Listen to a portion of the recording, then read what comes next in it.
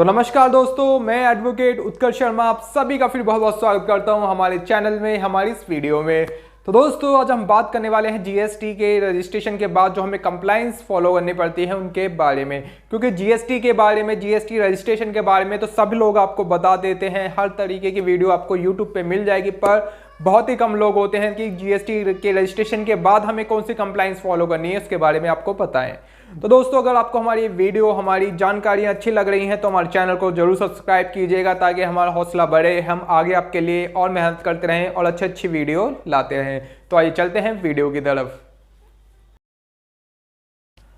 तो दोस्तों जब भी हम जीएसटी का रजिस्ट्रेशन अपना सफलपूर्वक कंप्लीट कर लेते हैं और हमारा जीएसटी का रजिस्ट्रेशन आ जाता है, चाहे वो सेंट्रल के ज़रिए आए चाहे ये आए वो स्टेट के ज़रिए, तो दोस्तों जब भी वो हमें प्राप्त हो जाता है तो उसके बाद हमें कुछ कंप्लाइंस होती हैं जो कि फॉलो करनी पड़ती हैं। जब भी हम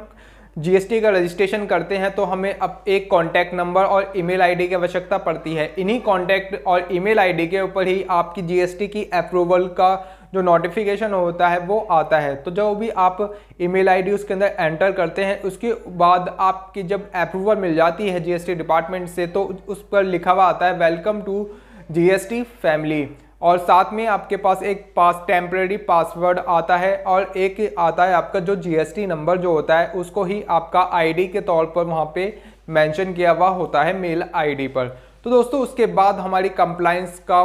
जो होता है सिलसिला वो शुरू हो जाता है। तो जीएसटी का जैसे रजिस्ट्रेशन हमारा आ गया है, हमारी जीएसटी नंबर जो है वो आ गया है, उसके बाद हमें बहुत से कंप्लाइंस हैं जो फॉलो करने पड़ते हैं, जिसके अंदर पहला जो है कंप्लाइंस, सबसे पहले तो हमें क्या करना चाहिए। तो सबसे पहले तो हमें अपना जीएसटी की साइट पर जाकर फर्स्ट टाइम उसके अंदर लॉगिन किया जाता है। तो लॉगिन जब किया जाता है तो आप जैसे जब जीएसटी की साइट पर जाएंगे तो वहाँ पे जब आप देखेंगे तो साइड में लॉगिन लिखा हुआ होगा, वहाँ पे आप जब लॉगिन करेंगे तो आप जब नीचे देखेंगे तो वहाँ पे नीचे लिखा हुआ आएगा first time login, click here. तो वहाँ पे आपको नीचे अपना क्लिक कर लेना है। तो जब आप वहाँ पे क्लिक कर लेते हैं तो आपको सामने आप देखेंगे तो आपके सामने जो जीएसटी का इंटरफेस खुलता है उसके अंदर आपका जीएसटी इन फर्स्ट आईडी इस तरीके से आपसे मांगा जाता है, जिसके अंदर आपको वो आईडी डालनी होती है, जो आपका जीएसटी नंबर जो आया है वो डालना होता है, और नीचे डालना होता है आपको पासवर्ड जो कि जीएसटी डिपार्टमेंट के द्वारा आपको अभी प्राप्त हुआ है। तो जब आप ये दोनों चीज़ उसके अंदर डाल लेते हैं उसके बाद वहाँ पर आता है लिखा हुआ कि अपना पासवर्ड क्रिएट कीजिए, जो कि आपको अपना आईडी जो है वहाँ की जीएसटी की आईडी और अपना पासवर्ड दोनों ही वहाँ पे क्रिएट करना होता है, वो भी कि एक स्ट्रॉन्ग होना चाहिए। अगर आप लो क्वालिटी में अगर अपना जीएसटी का पासवर्ड डालते हैं तो वो एक्सेप्ट नहीं करता है। ये हो गई हमारी पहली कंप्लाइंस। उसके बाद हमें क्या करना होता है, तो दोस्तों जब हमारा जीएसटी का रजिस्ट्रेशन सफलपूर्वक हो जाता है, हम अपनी ईमेल आईडी और पासवर्ड सफलपूर्वक जनरेट कर लेते हैं, तो उसके बाद हमें क्या करना होता है, उसके बाद हमें अपनी जो हमारा सर्टिफिकेट है अपने प्रोफाइल में जाकर वहाँ से हमारा जीएसटी का जो सर्टिफिकेट जीएसटी डिपार्टमेंट के द्वारा इशू किया गया है उसको खोल लेना है, वहाँ से वो डाउनलोड कर लेना है और डाउनलोड करके अपने हमें सेव कर लेना है, ताकि हमें कभी भी जैसे कोई विजिट पे आए, कोई भी अगर अधिकारी हमारे पास विजिट करने आता है तो वो रजिस्ट्रेशन हम उनको दिखा सके। ये हो गई हमारी दूसरी कंप्लाइंस। और तीसरी कंप्लाइंस में दोस्तों क्या होता है कि उसके बाद 48 डेज़ के अंदर हमें अपना अकाउंट की इंफॉर्मेशन वहाँ पे डालनी होती है, जीएसटी डिपार्टमेंट के साइट पे हमें अपलोड करनी होती है। उसके अंदर हम 3 चीज़ें जो हैं कि हम अपलोड कर सकते हैं, या तो हम बैंक स्टेटमेंट का जो हमारी बैंक स्टेटमेंट है उसकी पीडीएफ वहाँ पर हम अपलोड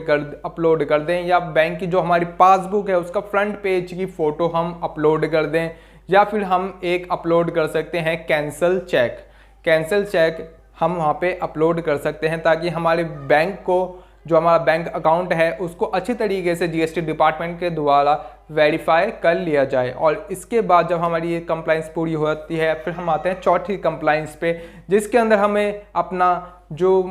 किस तरीके के हम टैक्स पेयर हैं वो हमें सिलेक्ट करना होता है, क्वार्टरली या मंथली। तो वहाँ पे जब हम जाते हैं जीएसटी पोर्टल के ऊपर जहाँ पे हमारी रिटर्न फाइल होती है,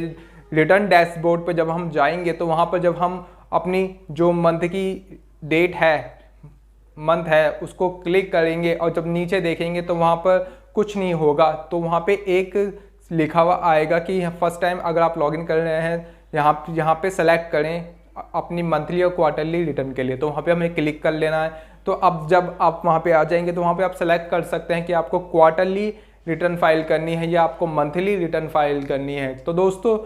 वैसे तो ज़्यादातर जो होते हैं वो मंथली ही रिटर्न फाइल करना पसंद करते हैं, क्योंकि मंथली रिटर्न जो फाइल करते हैं उनको ITC जो मिलता है इनपुट टैक्स क्रेडिट, उसका बेनिफिट उनको मंथली वालों को ही प्राप्त हो पाता है। जो क्वार्टरली में फाइल करते हैं उनको बड़ा मुश्किल होता है, उनको होता है कि 1% सेल का 1% टैक्स भी देना पड़ता है। तो दोस्तों ये सारी कंप्लाइंस होती हैं जो GST रजिस्ट्रेशन हो जाने के बाद हमें कंप्लीट करनी होती है। बाकी जो हमारी मंथली रिटर्न GST 1-3B या जोन से भी रिटर्न आपके लिए वैल्यूबल या यूज़फुल है वो रिटर्न फाइल करने का सिलसिला तो दोस्तों चलता ही रहता है, क्योंकि अगर आप रिटर्न फाइल नहीं करेंगे तो उसके अंदर आपको पर डे के हिसाब से भी पेनल्टी देनी पड़ती है। तो दोस्तों अगर आपको हमारी तमाम जानकारी अच्छी लगी हो तो चैनल को ज़रूर सब्सक्राइब कीजिएगा ताकि हम आपके लिए आगे और अच्छी वीडियो बनाते रहें। तो दोस्तों हमारे चैनल को ज़रूर सब्सक्राइब कीजिएगा, क्योंकि